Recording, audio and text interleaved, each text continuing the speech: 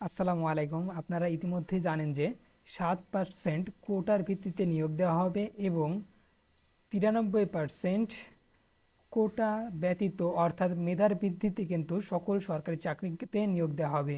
এখানে প্রশ্ন এসে যায়, প্রাথমিক শিক্ষক নিয়োগের কোটা নিয়ে আসলেও কি কোনো কিছু ভাবা হয়েছে কিনা, অর্থাৎ প্রাথমিক শিক্ষক নিয়োগের কোটা নিয়ে কোনো এখানে কোটার ফলাফল এখানেও কোনো প্রভাব পড়বে কিনা। তো সে বিষয়ে আজকে বিস্তারিত A to Z জানবো।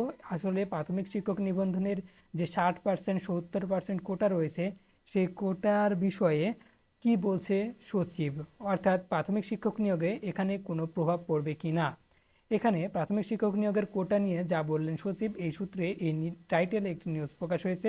এখানে উল্লেখ করা হয়েছে, প্রাথমিক ও গণশিক্ষা মন্ত্রণালয়ের সচিব ফরিদ আহমদ বলেছেন, প্রাথমিক শিক্ষক নিয়োগের জন্য আলাদা একটি বিধিমালা রয়েছে।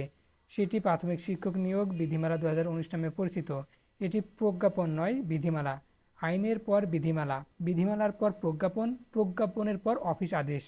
বৃহস্পতিবার 19 জুলাই গণমাধ্যমের সাথে আলাপকালে এই কথা জানান তিনি। প্রাথমিকের সচিব আরও বলেন, আমাদের নিয়োগ বিধিমালাতে যে সকল বিষয় রয়েছে সেই বিষয়গুলোর সঙ্গে সরকার এবং যে চাকরির কোটার বিষয়ে প্রজ্ঞাপন দিয়েছে এ বিষয়ে আমাদের বিধিমালার সঙ্গে সাংঘর্ষিক না। আমাদের বিধিমালা কোনো অসামঞ্জস্যতা নেই।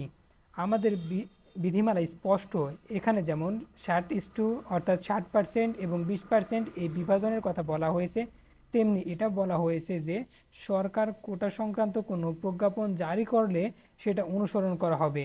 আমরা যখন নিয়োগ কার্যক্রমে হাত দেব, তখন যদি আমাদের কাছে কোনো কনফিউশন মনে হয়, তখন আমরা জনপ্রশাসন মন্ত্রণালয় ও আইন মন্ত্রণালয়ের মতামত নেব, সে অনুযায়ী নিয়োগ কার্যক্রম চালাবো। জানা গেছে, দেশে সরকারি চাকরির সব গ্রেডের নিয়োগ 7% কোটা সরকারের নতুন সিদ্ধান্ত এবং গত মঙ্গলবার থেকেই কার্যকর হয়েছে।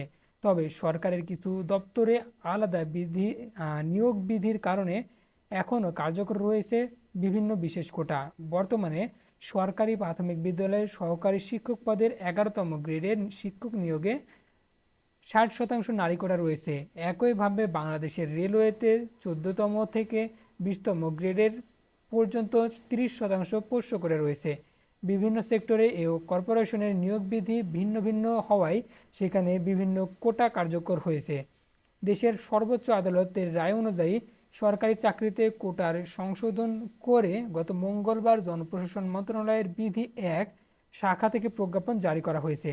জনপ্রশাসন মন্ত্রণালয়ের সিনিয়র সচিব মোহাম্মদ মেজবাহ উদ্দিন চৌধুরী স্বাক্ষরিত এই প্রজ্ঞাপনে বলা হয়েছে, সরকার এই মর্মে আদেশ জারি করেছেন যে সমতার নীতি ও অনগ্রসর জনগোষ্ঠীর প্রজাতন্ত্রের কর্মে ও প্রতিনিধিত্ব লাভ নিশ্চিত করতে সরকারের বিভিন্ন প্রতিষ্ঠান অর্থাৎ সরকারি, আধা সরকারি, স্বায়ত্তশাসিত, আধা স্বায়ত্তশাসিত প্রতিষ্ঠান, স্বশাসিত ও সংবিধিবদ্ধ কর্তৃপক্ষের এবং বিভিন্ন কর্পোরেশনের চাকরি মর্মে সরকারি নিয়োগের ক্ষেত্রে সকল গ্রেডের কোটা নির্ধারণ করা হবে।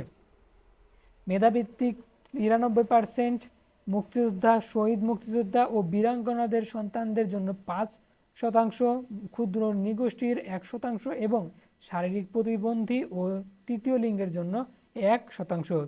এতে বলা হয়, নির্ধারিত কোটায় যোগ্য প্রার্থী না পেলে সংশ্লিষ্ট কোটার শূন্য পদ সাধারণ মেধা তালিকা থেকে পূরণ করা হবে।